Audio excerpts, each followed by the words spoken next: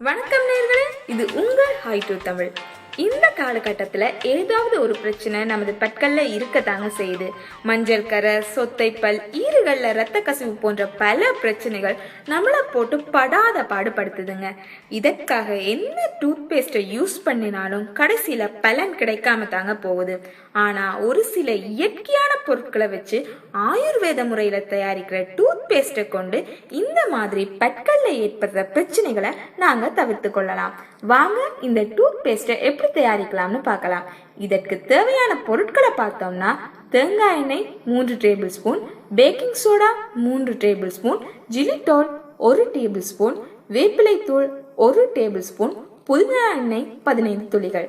முதல்ல தேங்காய் எண்ணெய், பேக்கிங் சோடா, ஜிலிட்டோல், வேப்பிலை தூள், புதினா எண்ணெய் ஆகிய பொருட்களை ஒன்றா சேர்த்து ஒரு டிஷ்ஷில் போட்டு நன்றா டூத் பேஸ்ட் பதத்தில் கிளற வேணுங்க. இப்போது எங்களோட டூத் பேஸ்ட் ரெடி ஆயிடுச்சு. இதை எப்படி பாய்க்கணும்னா, இந்த டூத் பேஸ்ட்டை ஒரு நாளைக்கு 3 முறை உங்களோட பற்களில் ப்ரஷ் பண்ணிவாங்க. பற்கள் மற்றும் ஈறுகளில் ஏற்படுற பிரச்சனையிலிருந்து விடுபட்டு விரைவிலேயே நல்ல பலன் கிடைக்குங்க.